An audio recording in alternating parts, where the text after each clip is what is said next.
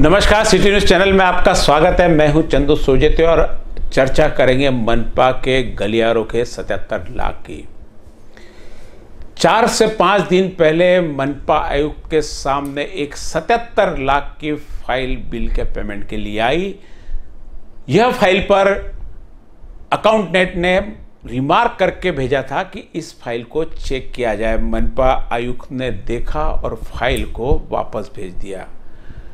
बाद में पता चला है कि यह 77 लाख जिस काम के लिए देने थे वह काम सिर्फ कागजों पर ही हुआ, हकीकत में वह काम हुआ ही नहीं।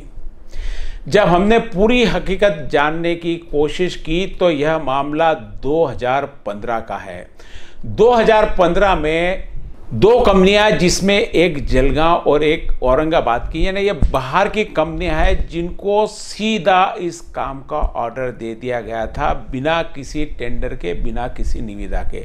उस समय शायद किसी को यह पता भी नहीं कि यह मामला आगे चलकर कहां तक बढ़ जाएगा।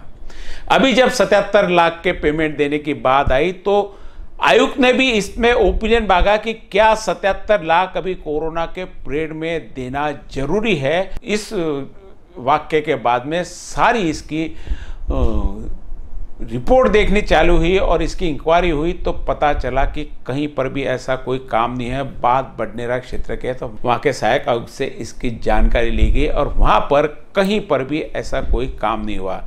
काम की फाइल में ये जो एक सिंगल संडास बनाने की बात थी और उसके फोटो किसी व्यक्ति के साथ में उसमें लगाने पड़ते, तो करीब करीब 420 जो ये बताए जा रहे हैं कि शौचालय बनाए गए, उस शौचालय के फोटो भी लगाए गए। उस फोटो भी पूरे की पूरे संशयित है। वह ऐसा है जिसने फोटो निकाल कर यहाँ तक दिया, वह क्लर्क जिसने फाइल यहाँ तक पहुँची। बताया जाता कि बडनेरा कार्यालय में एक टेम्पररी वहाँ पर डाटा ऑपरेटर रखा गया था। उसने पूरी की पूरी इस चीज़ की पूरी फॉलो लिया और यह फाइल मनपा आयुक्त तक पहुँचाने की पूरी कोशिश की और अब उसने वह जॉब छोड़ दिया क्योंकि टेम्पररी था। पहले बताया जा रहा कि वो जॉब के लिए इंटरव्यू में फेल भी हुआ था, उसके बाद भी उसको जॉब पे रखा। तो इस घटना के साथ में, इस घोटाले के साथ में कई और घोटाले भी साथ में निकलने की संभावना है।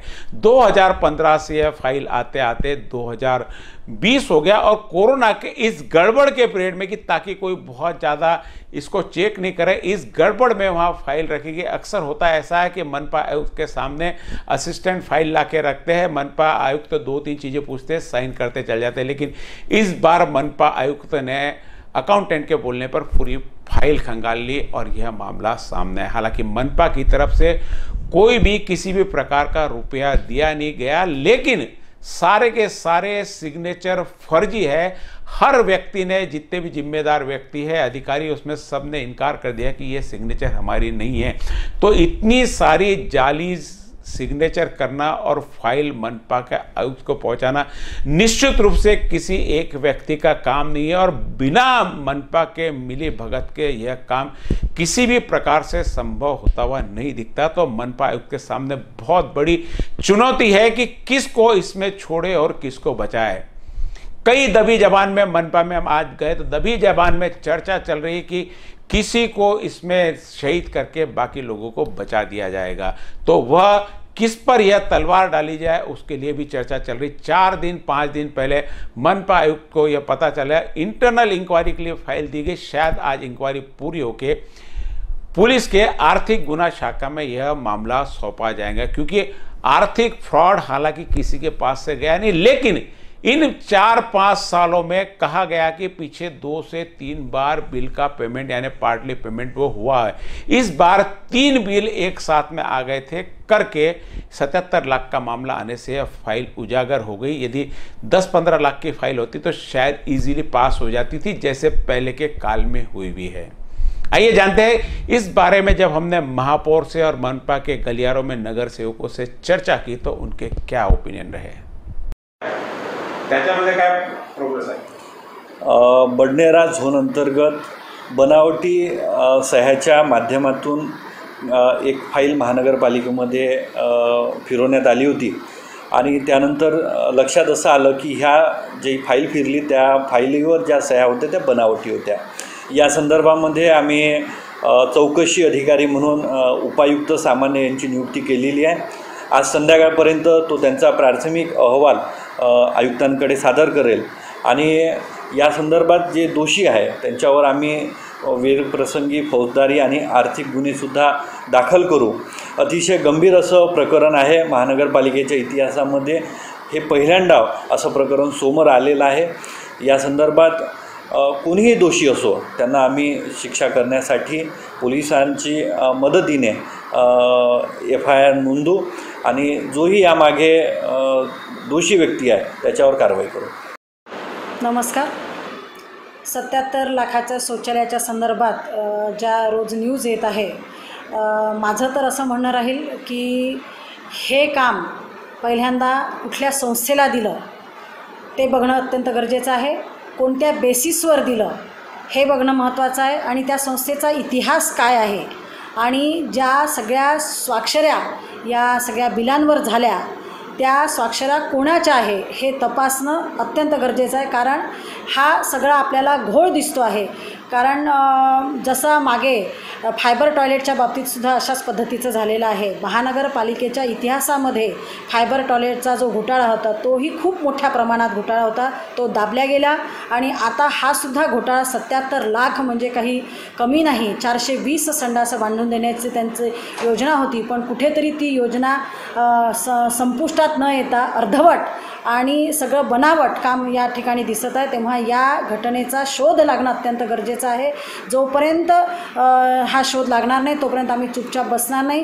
कारण ही जर घटना दाबल्या गेली तर नेहमीच अमरावतीच्या महानगरपालिकेमध्ये अशा अनेक घटना घडतील आणि जे चुकीचे कामं करतात त्याला चालना मिळेल असं मला वाटतं.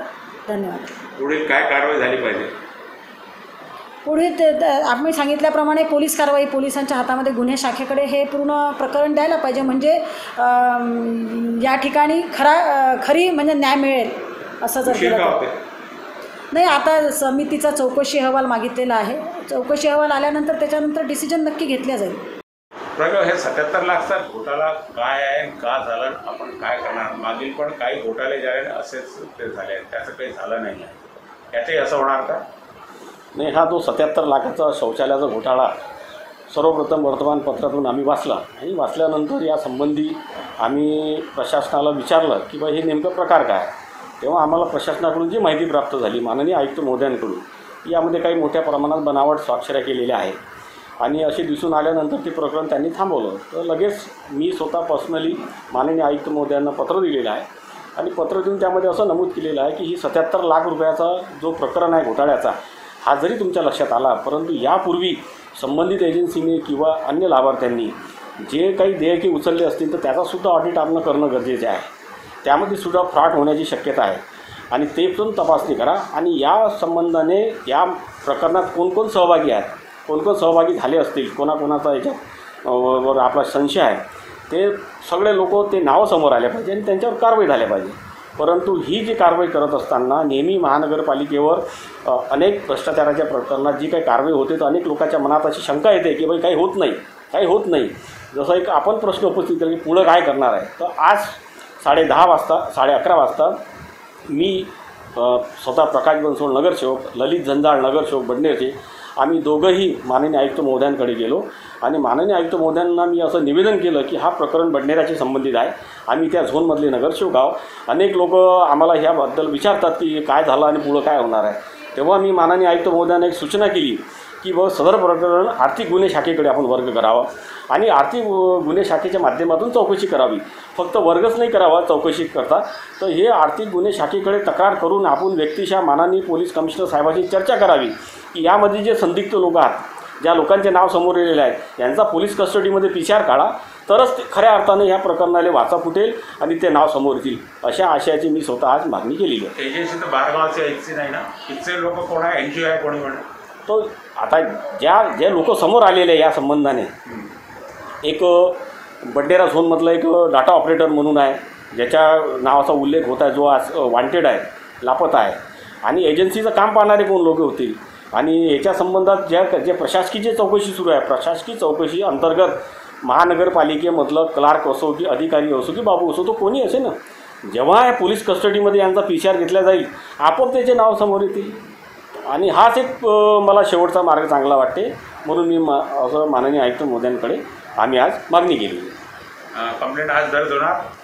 आम्ही आज मागणी केली आयुक्त महोदयांकडे. तर आयुक्त महोदयांचं असं मत पडलं आहे की आम्ही चौकशी आपली सुरू आहे, अंतिम टप्प्यात येऊ द्या, शेवटी आपण FIR दाखल करणार आहोत असं माननीय आयुक्तांनी आम्हाला सांगितलं. चौकशीमध्ये काही फेरबदल तर नाही होणार? नाही, फेरबदल काहीच नाही होणार. आम्ही स्वतः लक्ष ठेवून आमचे जे सन्माननीय पदाधिकारी आहेत, नगरसेवक आहेत, प्रत्येकजण याच्यावर लक्ष ठेवून आहे. याच्यात असा काही फेरबदल होणार नाही आणि कोणालाही सोडण्यात येणार नाही. नमस्कार. अमरावती महानगरपालिका में 77 लाख रुपए शौचालय प्रकरण में माननीय आयुक्त साहब के सामने ये जो प्रकरण आया और मीडिया ने जो इसे सामने लाया, इस बारे में आयुक्त साहब से मेरी बात हुई, चर्चा हुई.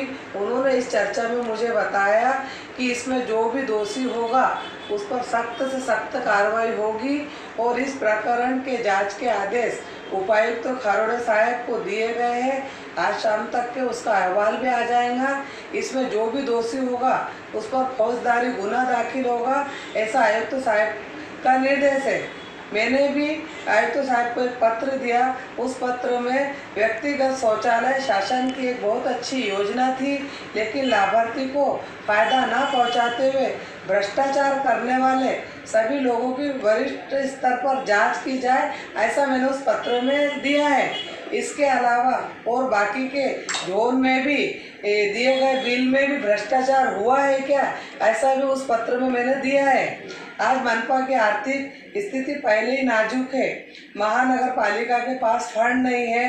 नगर सेवकों को छोटे छोटे से काम के लिए कितनी तकलीफ उठाना पड़ती है और यह प्रकरण में लिप्त रहने वाले अपने घर की तिजोरी भरते रहते हैं.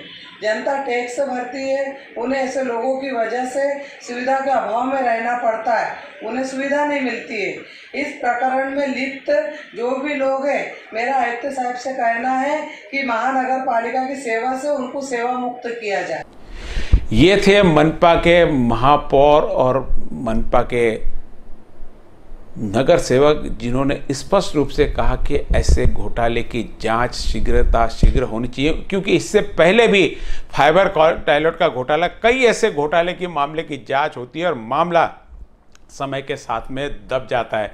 लोगों को नया नया रहता है, जब इसमें जोश रहता है, जनता को भी जोश रहता है. जनता को भी अभी जानना है कि 77 लाख का क्या हुआ, नगर सेवकों को रहता है. लेकिन एक समय के बाद में जब इसकी जांच की प्रोसेस लंबी चलती है तो धीरे धीरे लोगों का ध्यान और नगर सेवकों के ध्यान इससे हट जाता है. तो मनपा गलियारों में से तीव्र चर्चा हो रही कि इसकी जांच शीघ्र की जाए और इसमें जो भी दोषी है उस पर तुरंत कार्रवाई की जाए. निश्चित रूप से अभी जो लोग साइन मैंने नहीं किया कह रहा, हो सकता फाइल पकड़े जाने के डर से सारे लोग नट रहे हो, लेकिन जब फॉरेंसिक लैब में बाकी जांच होंगी तो सारी हकीकत सामने आ जाएगी. आप देखते रहिए सिटी न्यूज़.